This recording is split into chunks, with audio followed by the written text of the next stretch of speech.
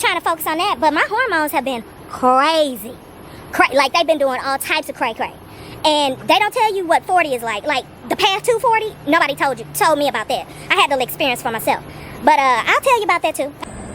Hey y'all, welcome back to My Flaws in All 80. I'm your girl Sparkle, and today we're doing a vlog style for all the new watchers. Hopefully you become a subscriber, because we talk about life, being transparent, being a good human, and also body positivity, protective styles, all that type of stuff. So I am inviting you to click like, subscribe, and turn on your notification bells. Okay, let's get to it. So what today's video is about is what it feels like to gain weight, lose weight, gain weight, then lose weight all over again. I am a prime example of what not to do in this last 20 years of my whole little life of yo-yo dieting. I really have acknowledged that I have an eating disorder. And what eating disorder is that? That is orthorexia. That is a new eating disorder title that has been brought to the forefront. So what that is a fear of eating anything that's not healthy and being stuck to eating a certain way, demonizing food, having anxiety about eating certain things, always having to prepare your meals before you leave the house, call the restaurants before you get there, all of that stuff. So that is what I fell victim to, and I'm going to do a video about what I feel started that. And so here I am. Fast forward, I'll be 40, and sister girl is trying to take in all of this again. But I have lost weight probably to a size that I was happy with.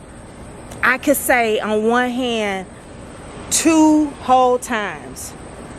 And in the beginning of my life, I didn't care about weight. It wasn't a big thing to me. So you know, fast forward now, I just had to sit back and reflect during this quarantine of why have I been doing all of this restricting, and I've never really known what my body type is, like what my real body weight is. My daddy always told me skinny girls don't run in our family. You know, genetics. They always blame it on genetics. And I honestly believe that has a part to play in it. But at the same time, you can prevent yourself from going down the wrong path. So genetics or not, it's no guarantee that you will be a certain weight because your auntie or your mama was a certain weight. But my hormones have been crazy. Like, they've been doing all types of cray-cray. And they don't tell you what 40 is like. Like, the path to 40, nobody told me about that. I had to experience for myself. But I'll tell you about that too. I'll do a video on that. But anyway, what it feels like to gain weight. It literally feels like during this time of quarantine, my butt. Now, I'm known to have one. I'm known to have a large bottom because that runs in my family. But it literally felt like my body was stretching out. It was, obviously, but I could feel it. And I would make a, you know, mention of it to my boyfriend and be like, babe, my back feel like it's stretching out. Like, every day it feels like it's getting stretched out more and more. Now, when I was pregnant, oh my God, you wouldn't have recognized me. It was so bad that when I was pregnant with my daughter, I worked at a financial institution, and a lady who I saw all the time prior to came in, and she asked me where I was. I'm standing right. I said, that's me. She said, oh, baby, I'm sorry. Yeah. So that's how big I was. I think I was like 250 or something. I'm 5'6". So I was like 250, unrecognizable, face fat, neck was black. Imagine a light-skinned face, arms with a black neck. I don't know And that's hereditary too, because my aunt, same thing happened to her. She's light complected. But yeah, all them years of losing weight and then gaining it back, it's not a good feeling. Like, you get tired, you start sleeping more, you start to not have energy to do certain things. Now, I'm all for, you know, trying to embrace where I'm at. But at the same time, I'm not going to say that I'm blind, and I'm not going to just sit there and accept that this is just how it is. I mean, God didn't tell me that. He didn't tell me that. He did not say to me, Sparkle, this is the weight that you're going to be. Forget the weight. This is the size that you're going to be. Because as we know, those doggone scales, those are the devil too. They be lying. I could be one weight and somebody else be the same weight, and we wearing the same thing and we look totally different. Like, body shape is a thing, and everybody's body is different. And I always used to hear people say, oh, you don't look like you weigh 190 pounds, you look good. But girl, once I got down to 145, at one point in my weight loss journey, Jesus, my aunt was telling me I need to eat some more and I need to do all types of stuff. But you couldn't tell me nothing, because I'm like, hey, I'm skinny, you know. That's not the life. So what I'm on here to tell you about how it feels, it feels uncomfortable. I mean, anything involving transformation of your body, for all the mothers, you know what it feels like to have a baby. But in the past, I used to be able to say, oh, I got a pooch. Girl, I ain't got no pooch. I done grew, my pooch done merged into a belly. So I have a belly now, and I know it could be worse. I know there's some people who would love to have my size and my shape, so I'm not gonna take away from that. But at the same time, go from having a pooch and now your pooch then merged into your stomach. Now you just got a belly. You can't sit there and say, oh, I got a pooch. I'm used to saying I have a pooch. Girl, anyway, it's not comfortable. But for me to honestly say too, that being thinner made me just so much better, I don't feel like I could say that. Like, I really thought being skinnier would change my life. Now, it changed my ego. Oh yeah, it changed my ego for sure. It made me feel like, hey, shoot, you can't tell me nothing.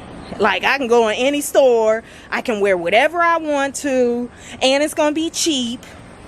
As far as clothes are concerned, yeah, I thought I was the stuff. Well, actually, I knew I was, but I was just a little bit overboard with it. I'll be honest, I was a little overboard with it, and I was in my early 20s when I lost all that weight.